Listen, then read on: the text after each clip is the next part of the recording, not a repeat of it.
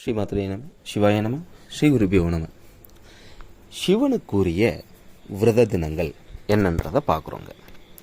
So மொத்தம் சிவபெருமானுக்கு 8 விரத தினங்கள் இருக்குங்க, விரத காலங்கள் அப்படின்னு சொல்லக்கூடியது. அதில் ஒன்று சோமவார விரதம் அப்படின்னு சொல்லக்கூடியது. சோமவாரம் அப்படின்னா திங்கட்கிழமை, அதாவது திங்கட்கிழமை அப்படின்றது எம்பெருமானுக்கு உகந்த நாள். இந்த நாளில் விரதம் இருக்கிறதுக்கு பேர் சோமவாரம் அப்படின்னு பேர். ஸோ ஒரு விரதம் அப்படின்றது இந்த திங்கட்கிழமைகளில் விரதம் இருக்கிறதுக்கு பேர் சோமவார விரதம் அப்படின்னு பேர். ரெண்டாவது உமா மகேஸ்வர விரதம் அப்படின்னு சொல்லக்கூடியது. கார்த்திகை மாதம் வரக்கூடிய பௌர்ணமி தினத்தன்று இருக்கக்கூடிய விரதத்துக்கு பேர் உமா மகேஸ்வர விரதம் அப்படின்னு பேருங்க. அதே போல் திருவாதிரை விரதம் அப்படின்றது இருக்குது. மார்கழி மாதத்தில் வரக்கூடிய பௌர்ணமி இருக்கு இல்லையா, அதுதான் திருவாதிரை விரதம் அப்படின்றது. அது இன்னைக்கு நடராஜர் சுரூபமாக நாம் வழிபாடு பண்ணுவோம். இதுதான் திருவாதிரை விரதம். நான்காவது கல்யாண விரதம் அப்படின்னு சொல்லக்கூடியது. பங்குனி மாதம் உத்திர நட்சத்திரம், அது பங்குனி மாத பௌர்ணமியில் வரக்கூடிய விரத தினம்.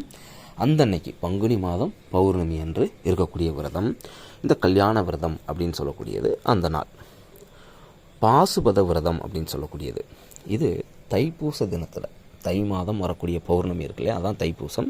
அந்த நாளில் கடைபிடிக்கக்கூடிய விரதம் இந்த பாசுபத விரதம் அப்படின்னு சொல்லக்கூடிய நாள்.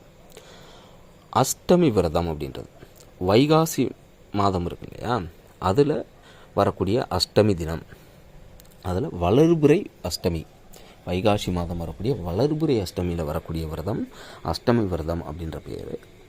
அது 7வது விரதம், சாரி 6வது விரதம்.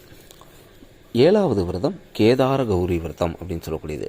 ஐப்பசி மாதம் இருக்கு இல்லையா, அந்த அமாவாசை ஒட்டி வரக்கூடிய விரத தினம். ஐப்பசி மாத தீபாவளி வரக்கூடிய டயத்தில் இருக்கும். அதுதான் அந்த கேதார கௌரி விரதம் அப்படின்னு சொல்லக்கூடிய நாள். அடுத்தது 8வதாக இருக்கக்கூடியது மகா சிவராத்திரி விரதம். இதில் அந்த சிவராத்திரி விரதமும் அடங்கும். மாதம் அது வருது இல்லையா, மாதம் வரக்கூடிய சிவராத்திரி தினம் இருக்கு இல்லையா, அது மாத சிவராத்திரி விரதம். இதில் மாதம் வரக்கூடிய சிவராத்திரி விரதம் மகா சிவராத்திரி விரதம் அப்படின்னு சொல்லக்கூடியது. அமாவாசைக்கு முந்தைய நாள் சதுர்த்தசி திதியில் கடைபிடிக்கக்கூடிய விரதம்.